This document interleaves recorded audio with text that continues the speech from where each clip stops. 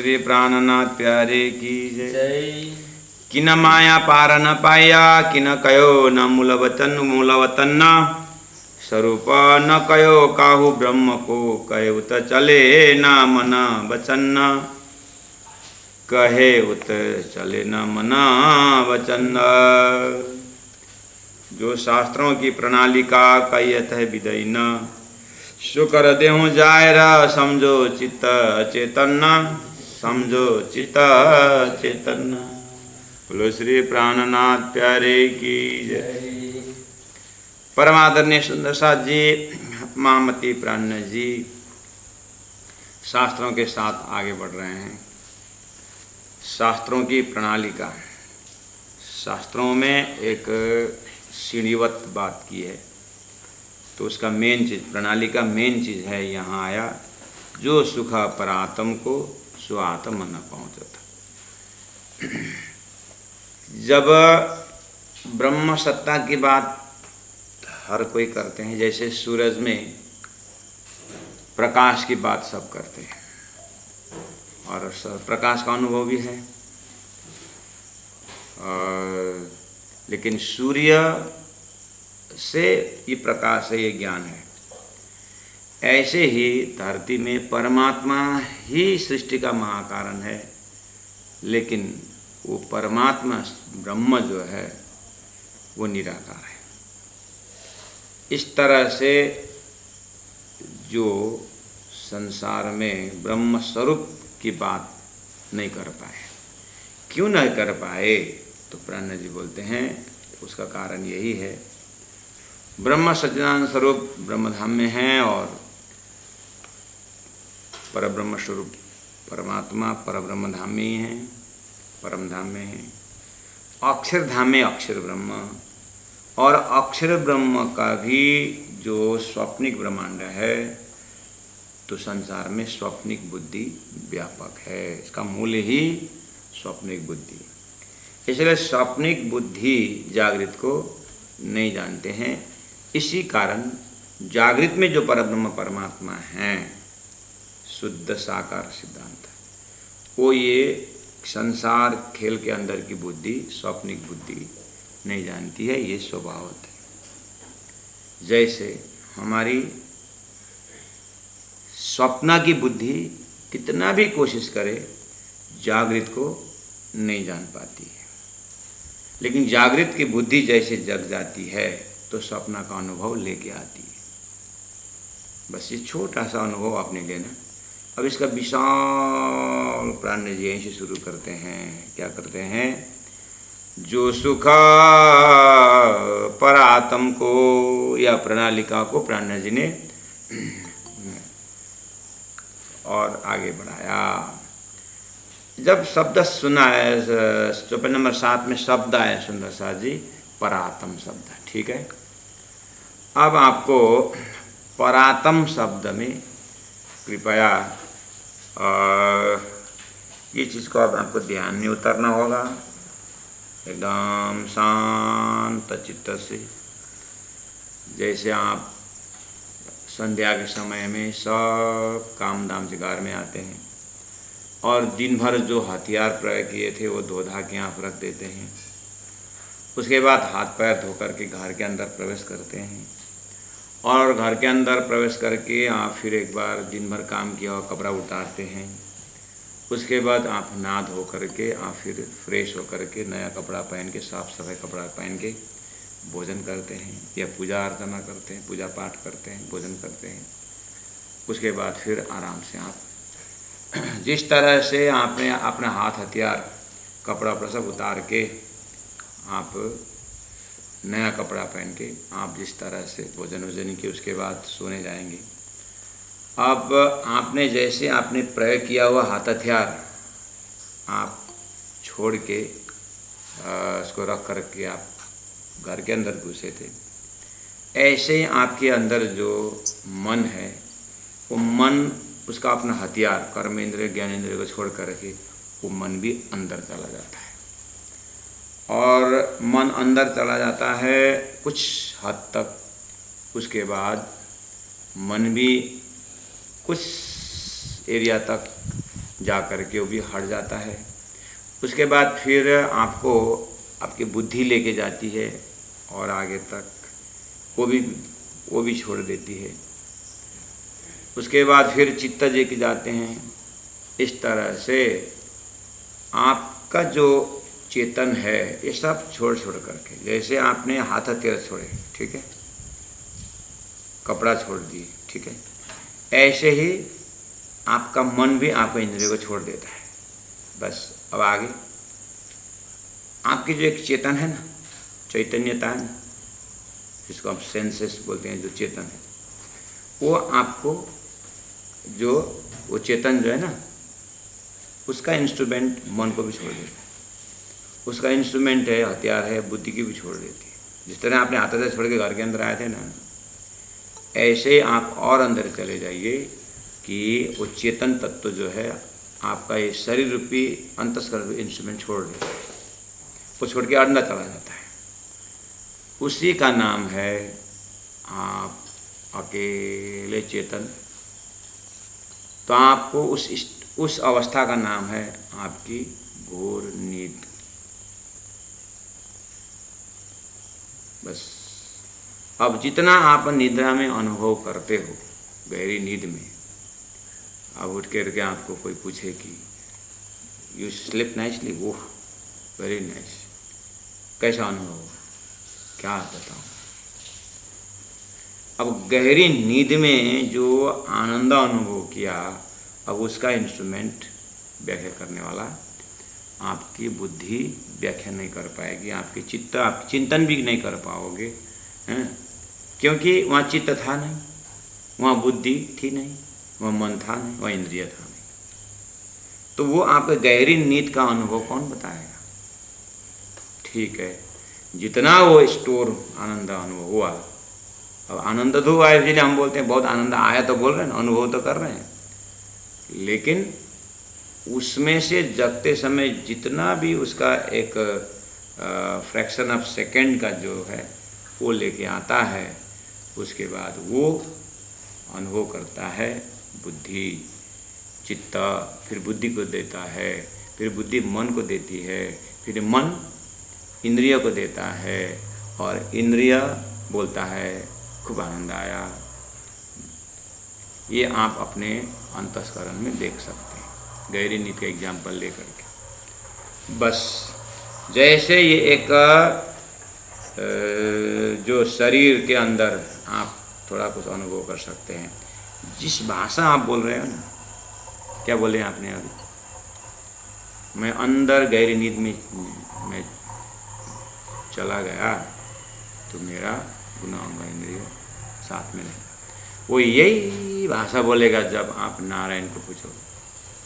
और नारायण के साथ आप स्वसंवाद करोगे, नारायण के साथ आप स्वसंवाद करोगे तो भगवान नारायण यही बोलेंगे, यही भाषा बोलेंगे नारायण। क्या बोलेंगे कि मैं सब छोड़ करके गहरी नींद में चली गई। बस वो है ईश्वर का भाषा, और यहाँ जो आप बोले जीव का भाषा है। ये उदाहरण है दोनों, ये आपको यही भाषा है, ये इसको बोलते हैं शास्त्रों की प्रणाली का। और आगे बोलते हैं ईश्वर भी ब्रह्म को नहीं जानता है, इसलिए ईश्वर को ही ब्रह्म मान्य होगा। ईश्वर ने बोला मैं ब्रह्म को नहीं जानता, लेकिन लोग बोले, जीव बोले कि ईश्वर ही ब्रह्म है। सही बात है कि ईश्वर नारायण अक्षर ब्रह्म को नहीं जानता, वैसे ही नहीं जानता है जैसे आपकी गहरी नींद के विषय में आपके स्वप्न का स्वरूप नहीं जानता। ये दोनों अलग है। बस सुंदर साथ जी इतना कुछ उदाहरण लेकर के आप चलिए प्रणत जी के साथ। अब आइए आपके एकदम मस्त दिमाग के अंदर आप ध्यान में उतर जाइए, बिल्कुल सभी चीज़ को। जैसे आपने एक उदाहरण दिया था कि घर के अंदर जाते तक आपने सब छोड़ते गए, गहरी नींद में आपको कुछ भी नहीं, आपने नहीं रखा, सब छोड़ दिया। ऐसे ही चले जाइए आप, ये संसार के जितनी भी आप जानते हैं इन सब को आप छोड़ दीजिए, आप ध्यान में उतर जाइए। अब आपको खजाना दिया हुआ है दिव्य परम धाम, 25 पक्ष परम धाम दिया है। 25 पक्ष परम धाम का अर्थ होता है जैसे आपके घोर नींद में आनंद ही आनंद आया था, वो निंद्रा ने प्राप्त किया था। बस अब आपको ज्ञान से प्राप्त करना है कि ना ईश्वर ना मूल प्रकृति तादिनिकी को आपा बीती। जब संसार में सृष्टि भी नहीं हुई थी, सृष्टि भी नहीं हुई थी तो भी परमात्मा का धाम, परमात्मा का स्वरूप, परमात्मा की लीला थी। जैसे आप निंद्रा में गए नहीं थे, आप जागृत में थे, तो आपके जागृत में आपके धाम था, आपका स्वरूप था, आपकी लीलाएं थी। लेकिन घोर नींद में जाने के बाद, स्वप्न में जाने के बाद आपको जागृत आप भूल गए, लेकिन स्वप्न में नया ब्रह्मांड शुरू कर दिया। वो ऐसे ही अभी आप कहाँ से बोल रहे हैं, आप कहाँ हैं? आप स्वप्न के ब्रह्मांड में, लेकिन आपका स्वप्न के उस पार में सोया हुआ शरीर है, सोया हुआ शरीर में सब कुछ है। बस ऐसे आप चले जाइए, परमात्मा परम ज्योति परम धाम परागति सर्व वेदांत सारोहम सर्वशास्त्र सुनिश्चितः अद्द पार बेहद है बेहद पार अक्षर अक्षर पार वतन है जागिए न घर। आप उस परम धाम में चले जाइए।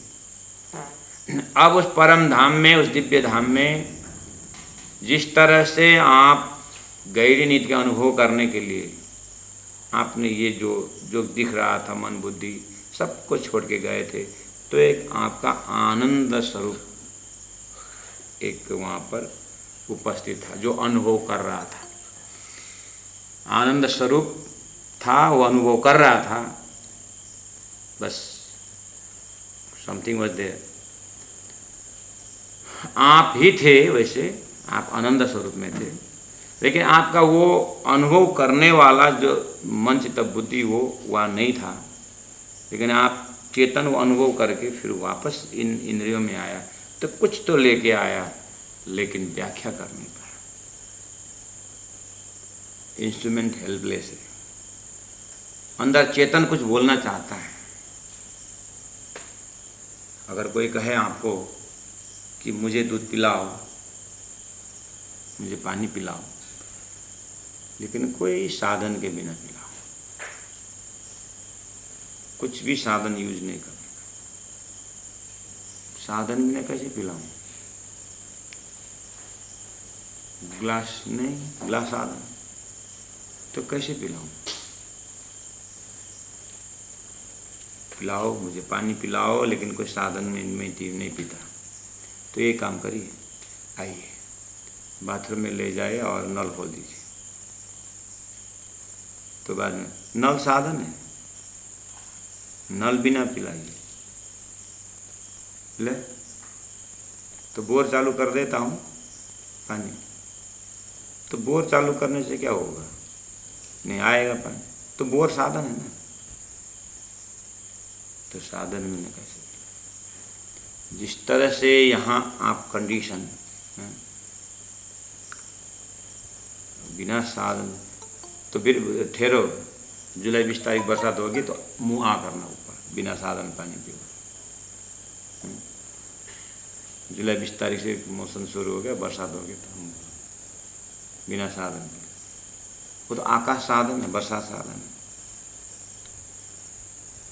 कोई इस तरह से भाषा बोलता है तो आपको क्या समझ? ऐसे ही वो गहरे नींद का आनंद अनुभव, experiencer who is in deep sleep, उस गहरी नींद में आनंद अनुभव करने वाला जो तत्व है, जो चेतन है, वो उतना ही हेल्पलेस है।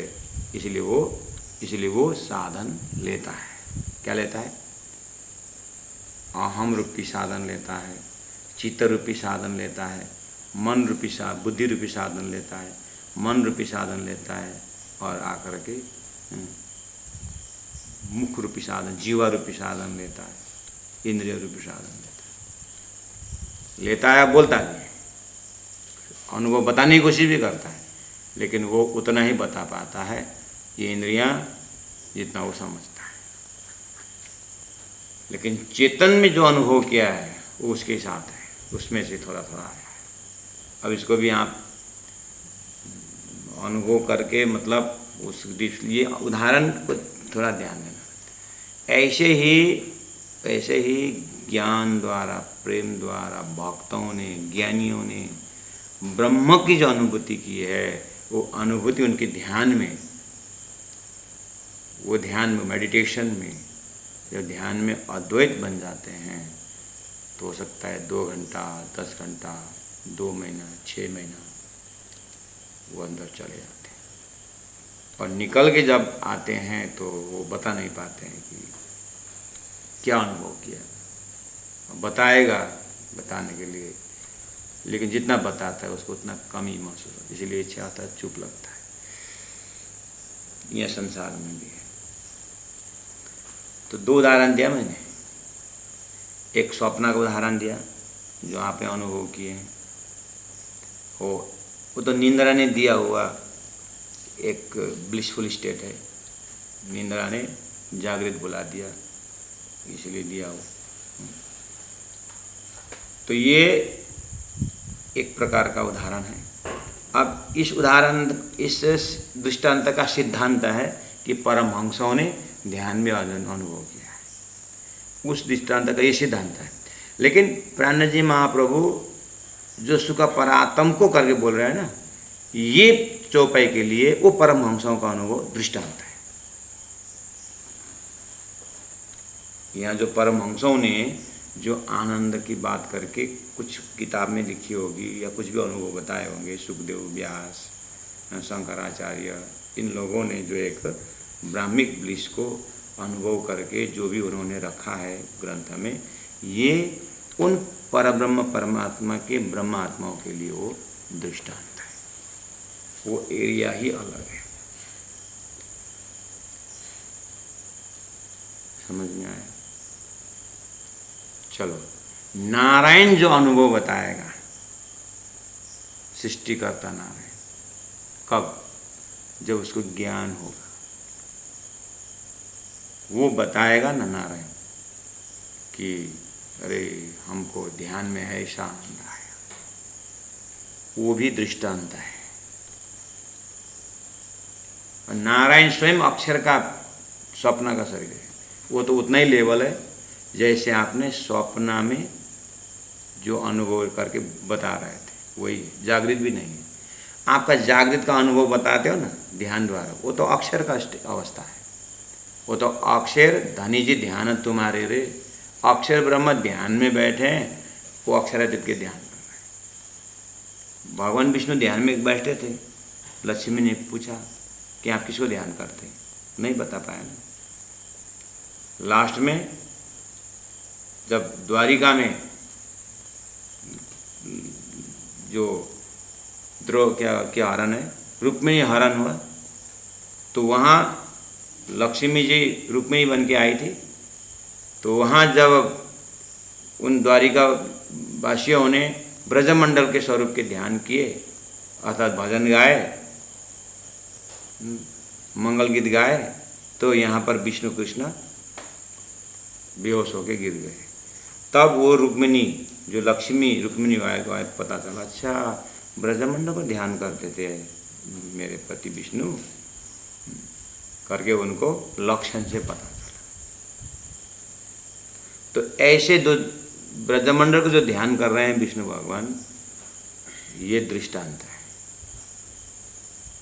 तो शास्त्रों में यही तक थोड़ा बहुत है। साकारवादी का ध्यान, साकारवादी का अवस्था यहाँ तक है। निराकारवादी तो निराकार हो गए, वो तो उनको धाम भी नहीं, स्वरूप भी नहीं, तो ब्रह्म बोलते हैं, सच्चिदानंद बोलते हैं।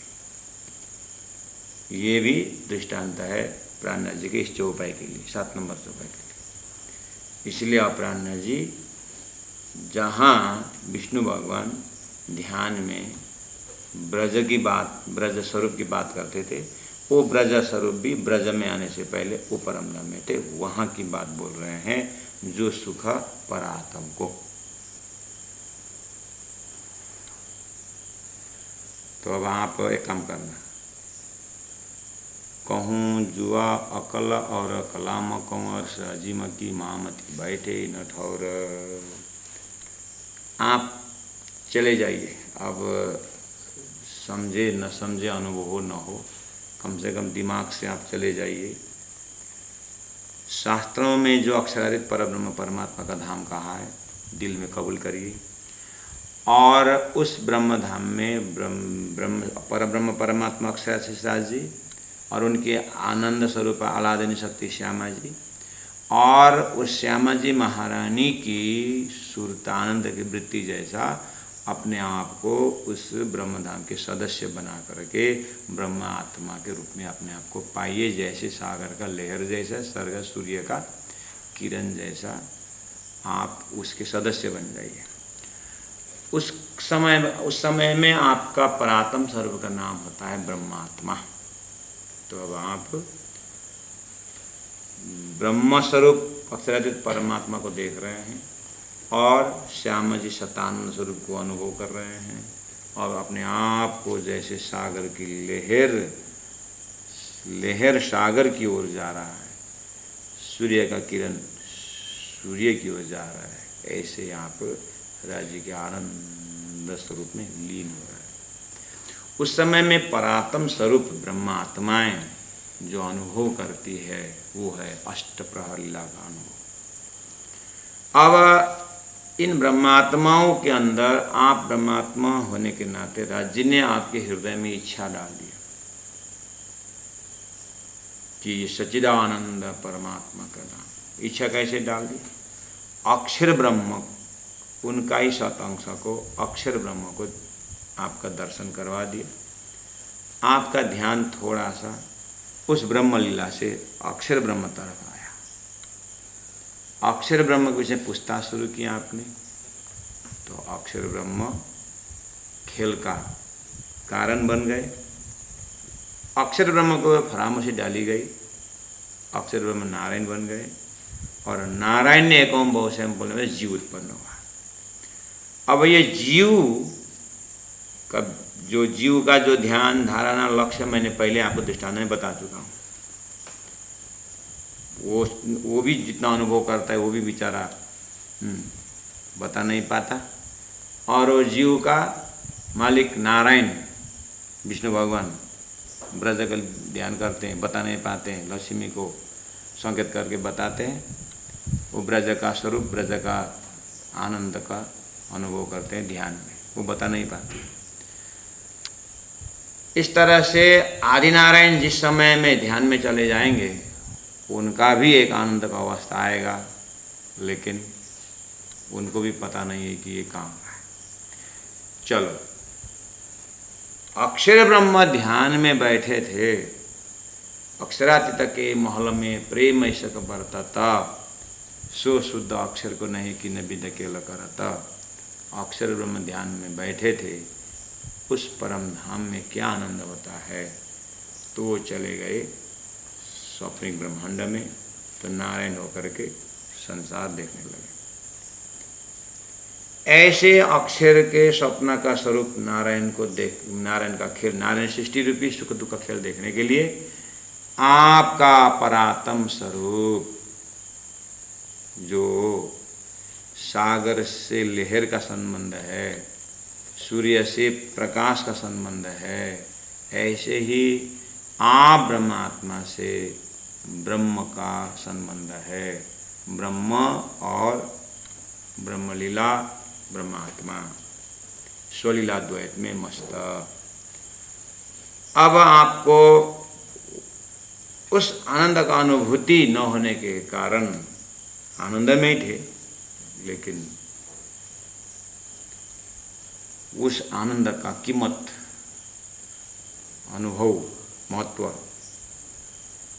राज्य परब्रह्म परमात्मा ने कुछ बढ़ावा देने के लिए, अब इसका बढ़ाने के एक ही उपाय है कि संसार से उल्टा गुण वाला दिखा दे।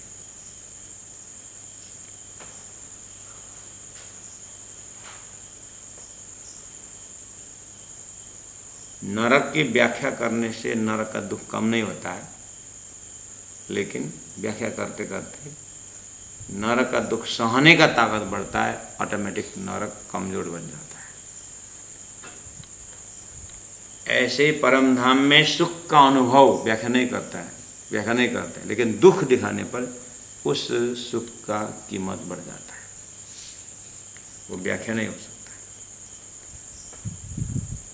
तो वो परातम उस ब्रह्मधाम में अब चौपाई प्रारंभ होता है, जो सुख परातम, जो आनंद सुख आपकी परातम अष्टप्रहर लीला में जो अनुभव कर रहे थे।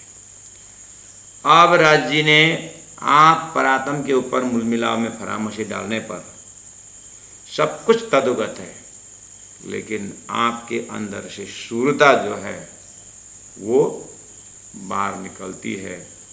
जैसे आप सोए हुए शरीर से मन की एक चेतना स्वप्न में चला जाता है,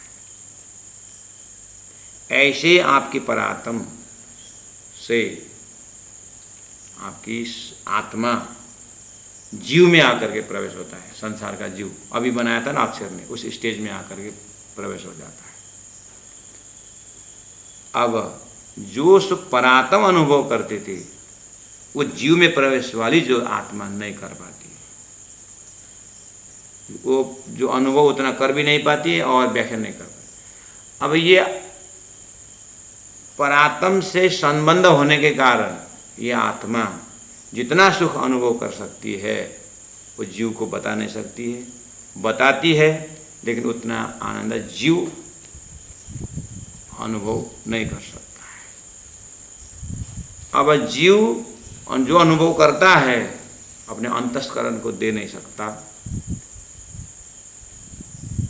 और मन जितना, बुद्धि जितने अनुभव करती है वो मन को दे नहीं सकती। मन जितना अनुभव करता है वो इंद्रियों में से जीवा उतना व्याख्या नहीं कर सकती। अब ये जीव जितना व्याख्या करता है, गुरु का आनंद का अनुभव जीवा जितना व्याख्या करता है, व्याख्या कर सकती है जीवा, उस शिष्य का कान उतना सुन नहीं सकता। जितना सुनता है वो शिष्य का कान, अब एकदम मनन करके वो जीव बुद्धि को देता है। बुद्धि बहुत मेहनत करके वो सुनती है, मनन करती है, वो चित्त को देती है। अब चित्त उतना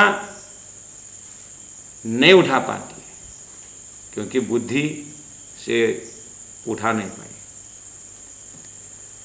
इस तरह से संसार मायावी रंग इतना मोटा है कि अब गुरु के मुख से निकला हुआ ब्रह्म ज्ञान शिष्य के जीव तक कितना पहुंचता है।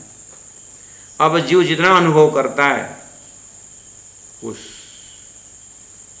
जितना अनुभव करता है जीव, तो जीव से सूरता के पास कैसे पहुंचे, और सूरता कितना अनुभव करके परात्म में पहुंचे।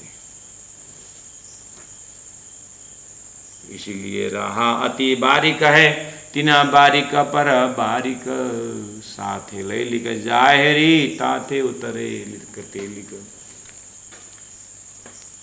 अब ये मैंने धीरे से आपके दिमाग में बैठाने की कोशिश किया।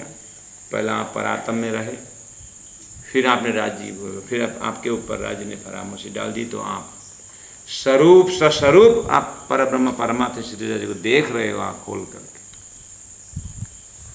कोई व्यक्ति मस्त स्वप्न देख रहा है वो खुद तो, लेकिन आँख खुला है, और बगल में सोने वाले देखता है, डरता है कि आँख खोल करके सोया, लेकिन आप आँखा तो खुल है लेकिन देखते नहीं।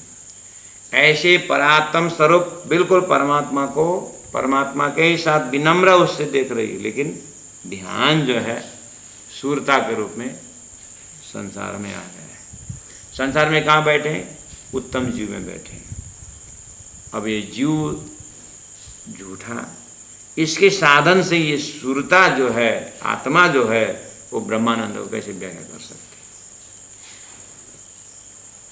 बस ये शास्त्रों के प्रणालिका से लेकर के प्रणव जी ने यहाँ पर उपस्थित कर दिया है।